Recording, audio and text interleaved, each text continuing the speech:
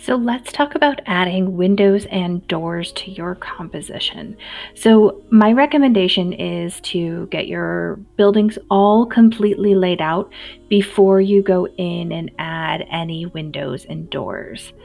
You, you can add any style of window or door that you want. Think about some of the windows and doors you have seen as examples in cities that you live in. So, like in Milwaukee, what we're looking at here is I am actually just making like rows of windows. So, these would be like the sort that you may see on a skyscraper, where it's like these beautiful bands of windows. Vary your window type depending on what you feel is appropriate for each of your buildings. Usually, we recommend to make them evenly spaced out since that is what typically happens on a traditional building. These same rules still applies.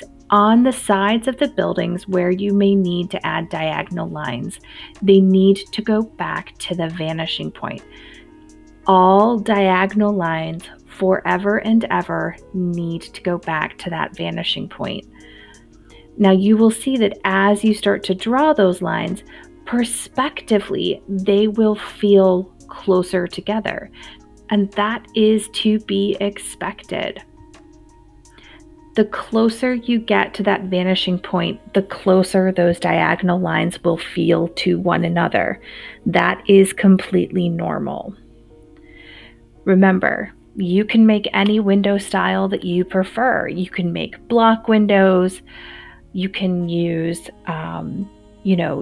banded windows. You could do your traditional sort of, T style windows.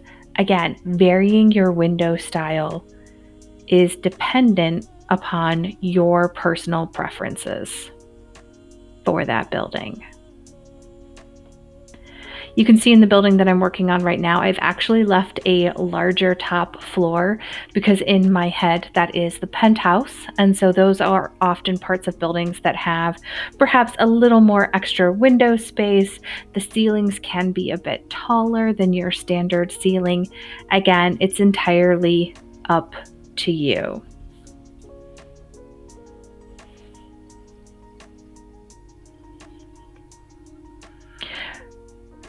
My recommendation is again to always utilize those lines that already exist on your grid paper.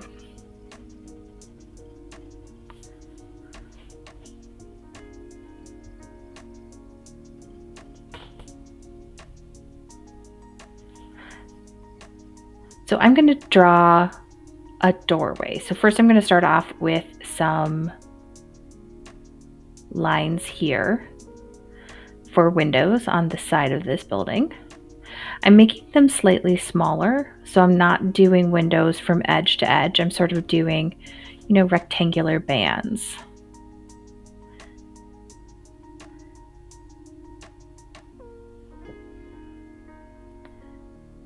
Still cleaning up with my eraser anything that might be a little extra and overhang.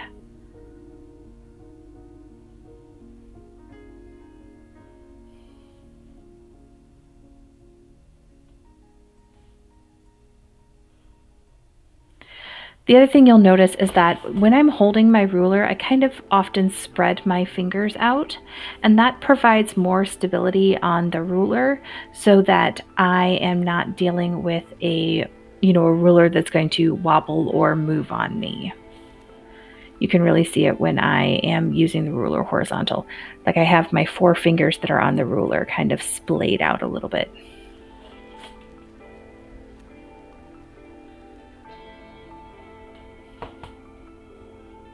So here on this building, I am going to add a door, which is often, much smaller than a window.